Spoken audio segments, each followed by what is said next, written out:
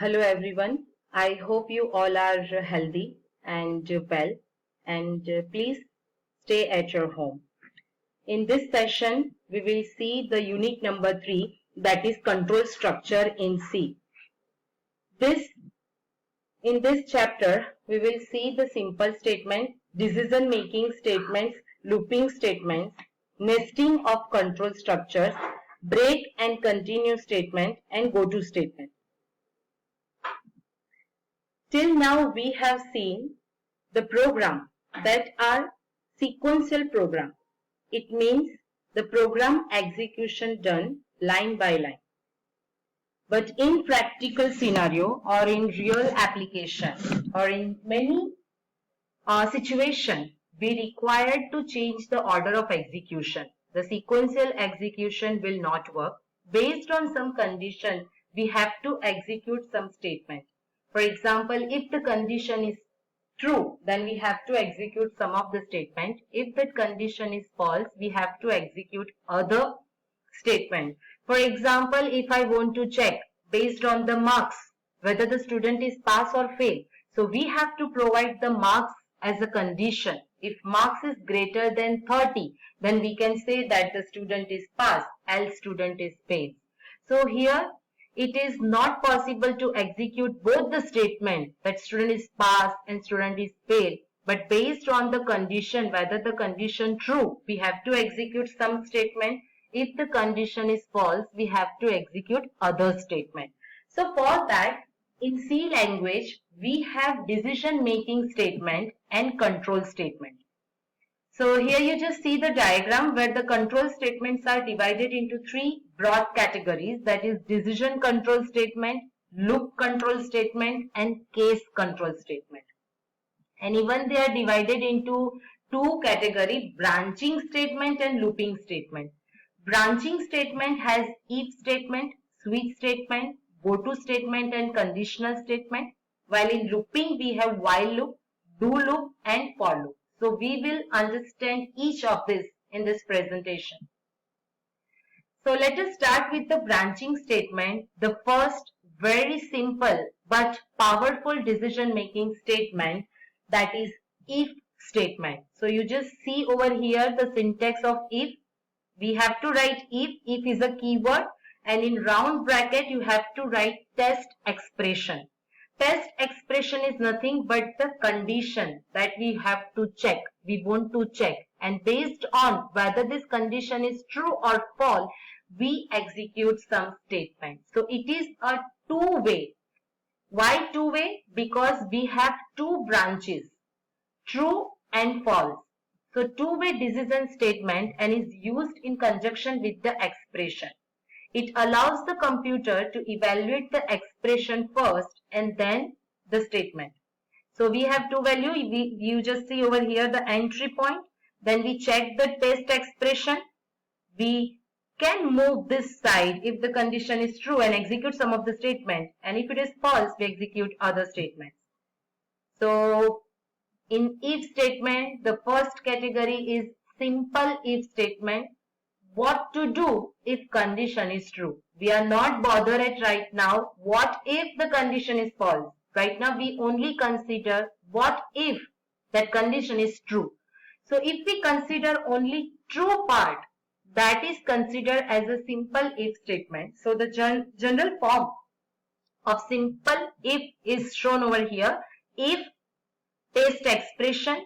If this test expression is true, we execute the statements that also considered as a body part of the if. And if the condition is true, then the body of the condition will execute it, else it jumps to the other statement after this if. Now flowchart for a simple if control, we have an entry point, we have a test expression, what to do if this is true, okay, and if it is false, we have other statements. So for better understanding, we have a program over here, and this program is for checking the number is negative or not. If it is negative, we only print that number, otherwise we are not doing anything because it is simple if. So what to do if that condition is false, that is not at all considered because this program is using simple if. So here we take one number, we ask a value from a user. If number is less than 0, we will print the number, otherwise we do not do anything. Now if else statement. In if else statement, we have two things, true block and false block. If the condition is true, then true block will be executed, else otherwise false block will be executed. So in if else, we provide both the things. What to do if condition is true, what to do if condition is false. So we have two blocks over here. If condition is true, true block is executed. If condition is false, false block will be executed.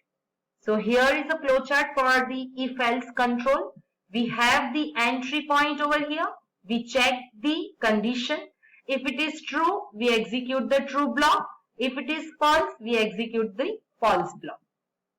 So again we have a program for if else statement, and this program is to check whether the number entered by the user is odd or even. So to check the number odd or even, we can use the modulo operator.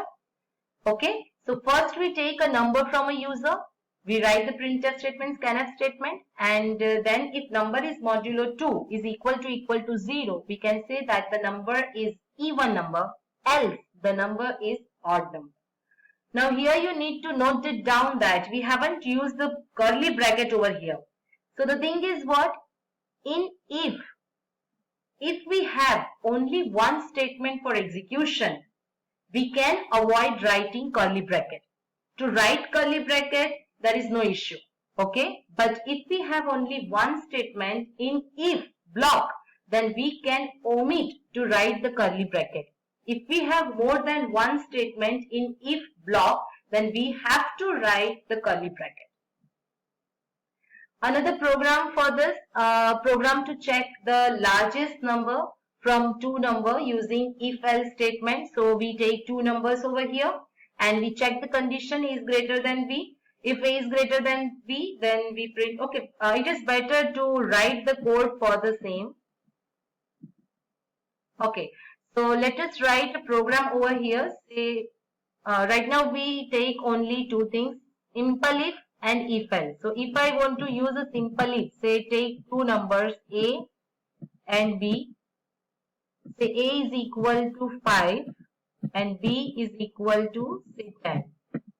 Now if I write if A is greater than B.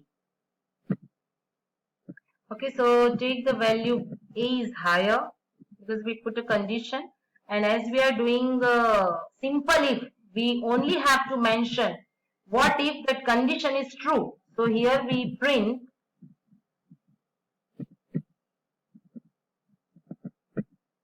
A is greater. Okay, simply we write this program, we take two values, A is greater than B, because it is a simple if.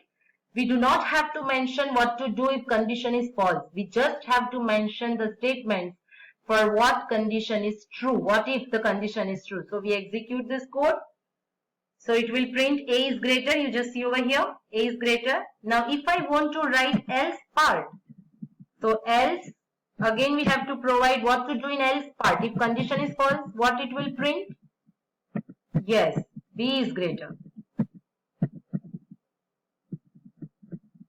Okay, so let us change the value of B to 20 because we are interested to print the else part. So we execute the code. Now B is greater. Okay, so it is pretty simple. If you write simple if, we only provide statements that is true block. What if the condition is true? And if we want to write if else, it means we provide two blocks. What if the condition is true? It means it will execute the true block. What if the condition is false? It means it will execute the false block. Okay, so let us move back to our presentation. Okay. Now nesting of if else statement. So if within if is considered as a nesting of if else statement. So you just see over here, when we have series of decisions are involved, for example, if this condition is true, then if this condition is true, then execute something. So this is what a series of condition that we have to check. So we write first condition over here. If this condition is true, we move to the inner if. Again check the condition. If both the condition 1 and 2 are true, then only statement 1 is executed. If condition 1 is true and condition 2 is false, then it will execute the statement 2. And if expression 1 is false, then it will execute the statement 3. So this is what the nesting of if-else statement. So now you look at the flowchart of nested if-else. So first we have the entry point. We have some of the statements of the program. Then we move to the test expression 1. If it is true, text expression 2. If it is true, then statement 1 is executed. If it is false, statement 2 is executed. And in beginning only the test expression 1 is false, it will execute the statement 3. So we have a code for the same. The program to relate two integers using equal to, greater than, or less or equal to. So you just practice it yourself. Now we move to the else if ladder. When we have multi-path decision, many statements, many possibilities, and the chain of ifs in which the statement associated with each else is an if. So if test expression 1, then statement 1 is executed. But if the test expression is false, in else part also we check the condition. If the condition is true, then only we execute the statement. If that is false, again in else part we check the condition. So for every else, we check the condition. And if it is true, then only we execute the statement. If all these expressions are false, then we have a default statement in final else part. So the conditions are evaluated from top to downwards. When the true condition found, the statement executed, then it goes to the statement X. When all conditions are wrong, then the default condition will be executed. So here is the flowchart of else if ladder. So we have a condition. If condition is true, statement 1 is executed, no problem. If condition is false, then again we have to check the condition. You just see over here the second condition. If that condition is false, again we have to check the condition. If the condition is false, again we have to check the condition, and finally we reach to the default statement. So this is an example for it. For example, if I want to print the grade of a student and it is based on marks. So first we check if marks is greater than 79, I'll put grade as honor. Else if again I have to check whether marks is greater than 59, then I'll put it as a first division. Else again I have to check the condition. If marks is greater than 39, then I'll put this. And else if all the conditions are false, then I'll put the grade as a fail. So let us quickly understand else if, simple if, else if ladder, and nested if. So tell me which particular flowchart is this. Flowchart is for what? So we have a test expression. If it is true, we execute the body of if. If it is false, we execute the body of else. So this flowchart is for, yes, this is for if else. Now this second is, here we check the expression. If the condition is true, again we check the expression. See, here condition is true and then we are checking another condition. This means what? If within if. So this is what? Nested if. And if we have first condition that is false, in that we check the condition again. If it is false, we check another condition. This is what? Else if ladder. Exactly. So this is what about the simple if, nested if, and if else ladder. Now switch statement.